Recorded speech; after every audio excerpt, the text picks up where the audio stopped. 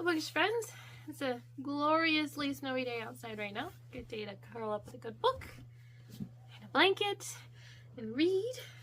But today I'm going to go over the books I read in the second half of December, and I'm going to use my reading journal this time because I forgot a book last time. So I need to make sure I remember them all, because sometimes I borrow books or read from my library or I read ebooks. Occasionally we have an audiobook in there. We always have an audiobook going for school, so gotta write it down. Then I need to actually look at my list. So I'm going to start with the book I forgot last time, which would be I'm So Happy You're Here by Liz Climo. She does cute animal comics, and this one was mostly just a way to show you appreciate somebody, you're glad they're in your life. And I had actually bought this one for a friend for Christmas, and then she let me read it, so it was pretty good. It's not actually one I'll probably reread. My favorite of hers is actually Lobster's the Best Medicine. We have that one. I've given out copies of that one to friends. It's really cute. And now I can start on my physical stack for a bit. I read A Place to Hang the Moon by Kate Elvis. This one takes place during the Blitz in London, or they're worried that people are worried that Germany is going to start bombing London, and the three siblings, Edmund is the middle, William is the oldest brother, and Anna is the little girl. Their grandmother dies. She was their caretaker, guardian, and so their family solicitor recommends that they evacuate London with the other school children and try to find a permanent family. And yeah, it was a great reread. I forgot the ending of this book. I remembered like up till Christmas, and then I forgot that there were a few chapters after Christmas, but it was a great reread. It's a middle grade book. I hope my kids will read it and enjoy it someday. And then I read The Nutcracker Suite by Stona Habig. This is technically book 6 in the Ever After Mysteries, but they are meant to be standalone.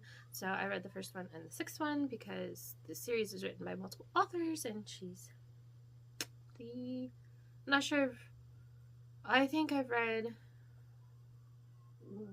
from one other author in the series. I really wanted to read Chatonas, and this one has kind of, obviously Nutcracker vibes.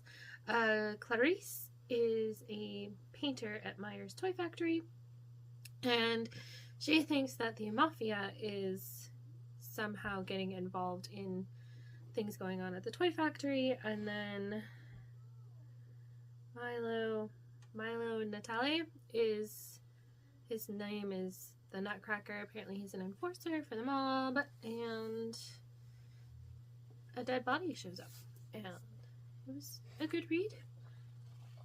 I will probably reread it at some point because I like mysteries and I like Chatona's books.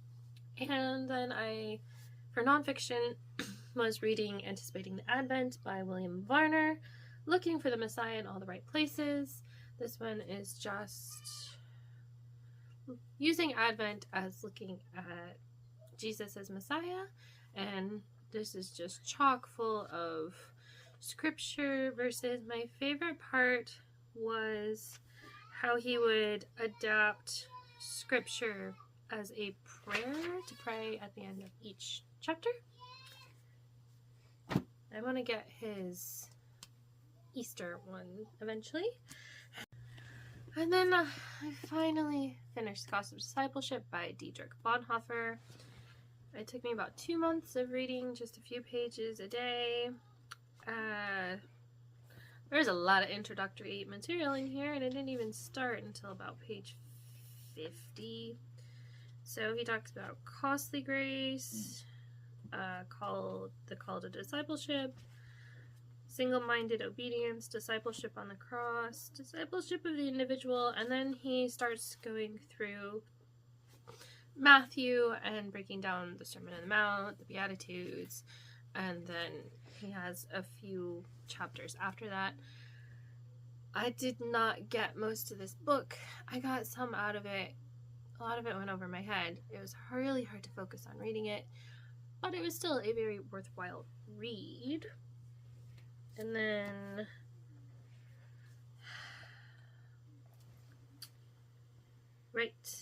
I read Snow Angels by Kathy Swanson. This is the second book in, I think it's the Hope Again series. And in this one, we follow a woman who she's a very young widow, and her husband died shortly after she became a nurse. And so she's kind of not living her life to its full potential. And then she is serving Thanksgiving dinner at a homeless shelter and ends up having these interactions with a guy who she tries to then reform, and he's not happy about it. And you find out why, and it's a short book, so I won't ruin it. And then I read You'll Be Sorry. This one's by Sandra Orchard. Don't know if you can see, but there's 5 golden rings, and Angus, and the bread on arrival hearse that they use as a delivery vehicle. I'm gonna look up which one this is. 1, 2, 3, 4, 5, 6, 7, 8. This was number 9 in the Scotch Bakehouse Mysteries.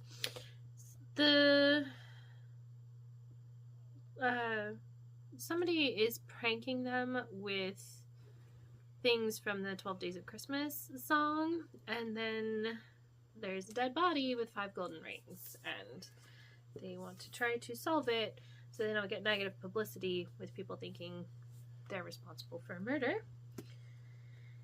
Oh, then I read another ebook. This was about Christmas week, and I was all about squeezing in as many Christmas books as possible.